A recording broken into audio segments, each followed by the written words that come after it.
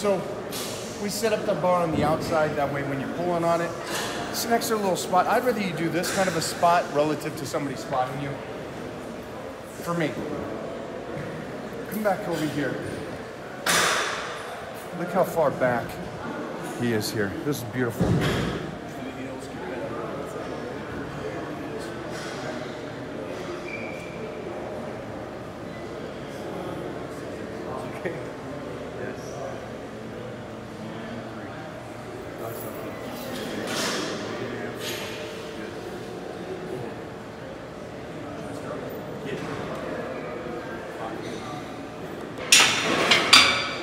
Again, still late for Big Matty.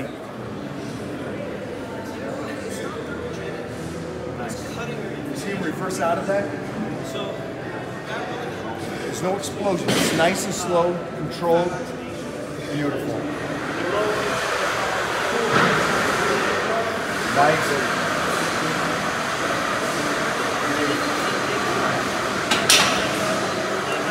So again, for these, which is great, is depending on where your butt is, put your butt farther back, more glute and hamstrings.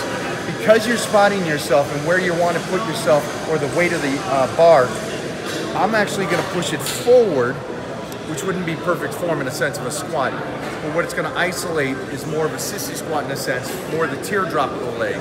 So more thickness down below, which is great because you can actually see on him, this is where I'm going to be working it. So you can change your form as you do this.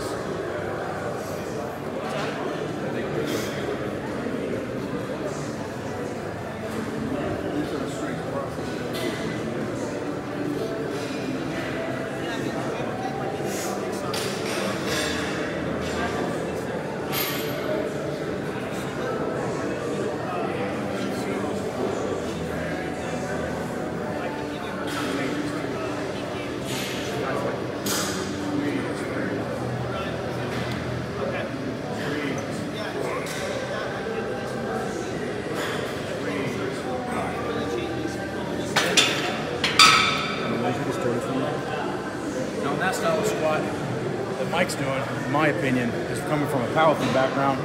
That's a squat that's earned, not given. By meaning, learn how to sit back, use the glute and hamstring until you get it 100% dialed in. Then you can go back to a quad style dominant squat. If not, you could have knee problems if you start with that style of squat solely, which a lot of people do. There you go. Beautiful. Beautiful. Nice. Come on.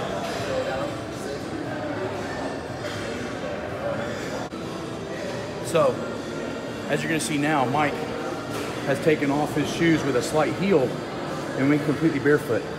There's two things that this is going to accomplish. One, he's going to have to use a little bit more hamstring and a little bit more glute on this squat. He's also going to have more ankle mobility. So don't think you need to go buy a $200 pair of Olympic shoes with a heel.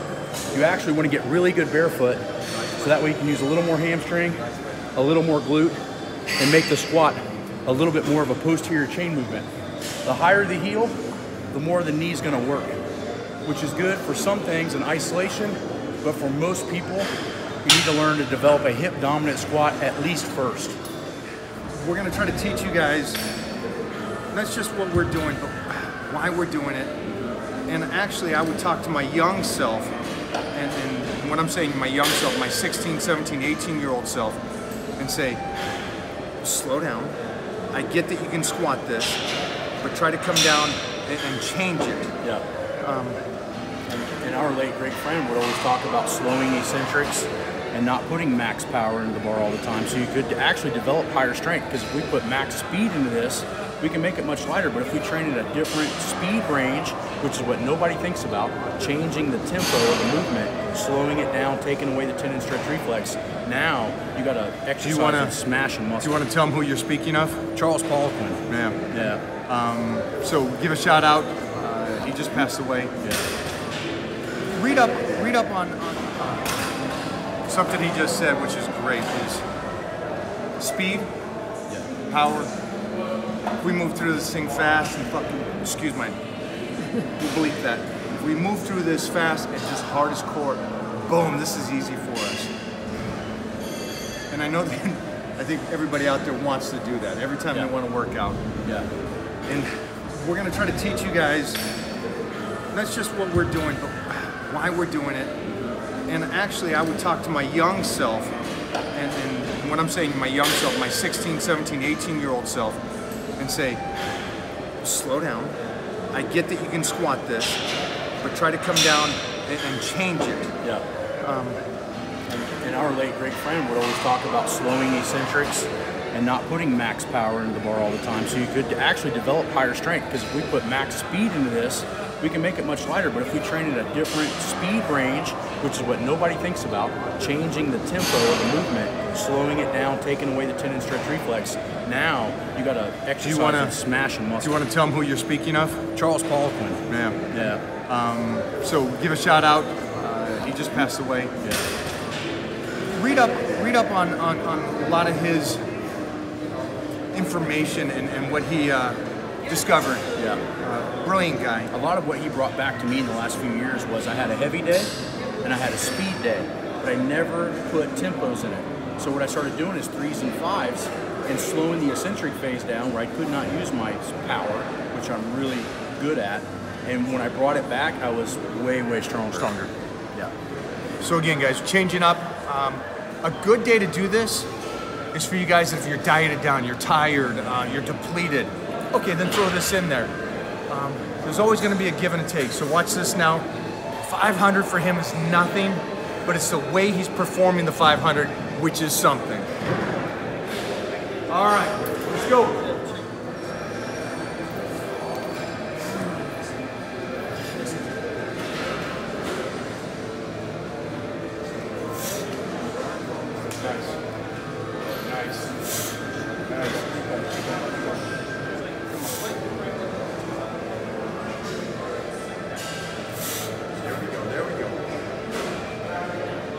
Beautiful.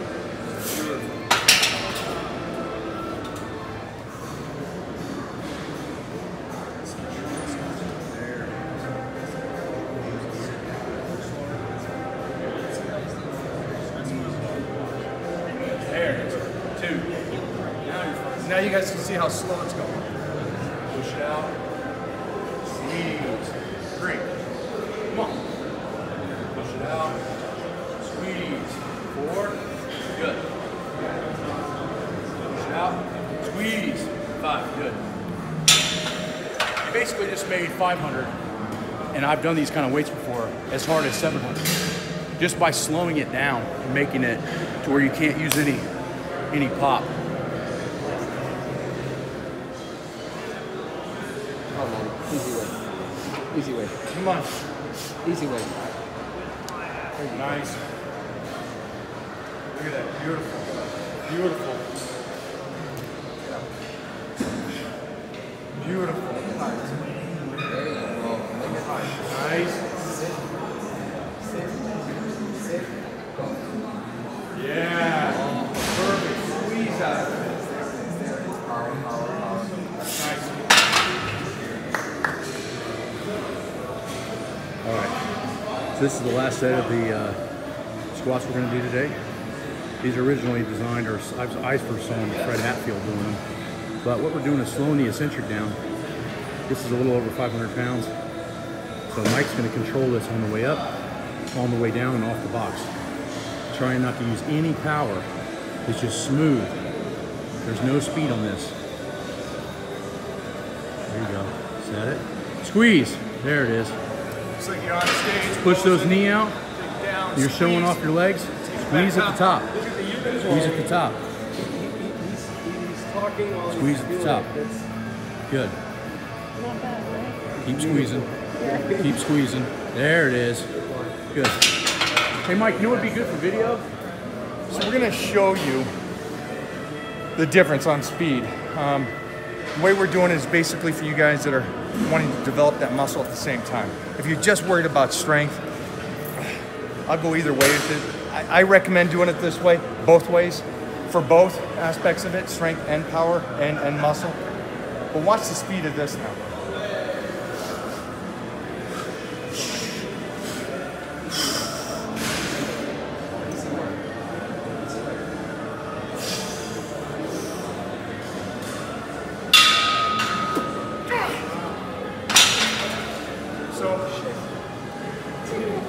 So you understand the aspect that we're making the lightweight harder. That way the heavyweight's easier, all right? So enjoy this. I hope you guys enjoyed this squat with Big Matt. Go follow him. Again, I love training with Matt because of the aspect of a lot of the people I train with or the influencers coming to town are incredible personalities. But it's nice to team up with somebody that's actually knowledgeable in the sense of weightlifting, which Matt is. Matt, you want to come here? So, go follow. Anything you want to add to it? No, I mean, as you can see, Mike and I could put way more weight on this bar today. We could go another plate or two and still do it explosively. But I'm here to tell you right now that 600 was way easier than 500 tempoed. And so if you want to build quality, dense muscle tissue, you have to think about time under tension, sometimes even more than weight on the bar. And 100%. The only additional thing is that I find that longevity comes off making the easy stuff hard. And that's us making 500 even harder than just coming in. Don't come in every single time doing the same thing. No. And that's what we're trying to show you guys. And again, we're showing you after we've climbed to the pinnacle of the mountain and we're just like hanging out here now and just trying to teach you guys to come up, join us. It's nice up here. But you can't join if you're constantly hurt from doing stupid stuff all the time. Stupid stuff, or you're ego lifting 24/7, or you're the greatest thing in the world.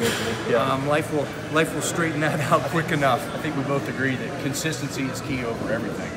Yeah, be consistent. You're not going to have your best days. They hate hearing that, but the trick is consistent. Why you are where you are is because you were able to train for 30 plus years consistently. Why I am where I am since 25 years consistently. No injuries. And that's the key point there, guys. I hope you guys go through this and enjoy this. And again, we're not training with elite athletes, powerlifters, or bodybuilders. We're training with guys that want to get better, that are willing to put in the work. And I'll take, like I've said this 100 times, Gavin Murphy over the baddest dudes on the planet because he's consistent. And he consistently tries to get better. And he's also Irish too, so that makes him a little fucking crazy. I think that's the same thing. We have, at my gym, it took me 5 years to get a good group of guys together, and it wasn't all about them being super strong. It was about them having drive, passion, and being on time, and having all those small things that you're born with, and your consistency, all these other things. You can take that way over a guy that's gifted and lazy and doesn't show up half the time. Thanks for hanging out today. Yeah, man. How can everybody get a hold of you? I'm on Instagram at Real Matt Wenning. And then we're on winningstrength.com where we do online coaching. We have equipment, specialized equipment, and you can get the shirts and all the memorabilia and the sandals. Can we get those calves on your website? You can get the calves on the website. Okay. But they're extra. So. How long you been training for now? It's been 27 years. 27 years. Yeah. Now some of the exercises you did today are new, different? Yeah. We never do leg presses in powerlifting, although I probably should have, but my legs were always an overdeveloped area naturally. So I had to make my glutes and hamstrings insanely strong to squat 1,200 pounds in gear and 900 pounds raw.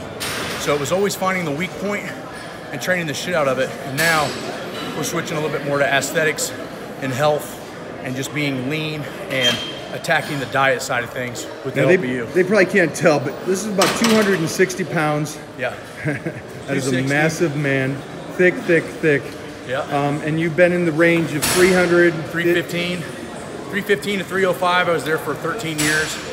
Then started competing at around 300 to 295. And then last year was about 293, and now I'm down to 258, 259. It's just putting health in front of performance. And then while I'm younger and have all that base muscle, is just tuning everything in, so I just have the aesthetics. And we'll be hooking up a lot more. Yeah. He's coming out here. I'll be going out. You're in Ohio, so we'll be hanging a lot more, guys. See more stuff, but make sure to go follow. I recommend, man is knowledgeable. Thanks, buddy. We'll That's see you. it. All right, buddy.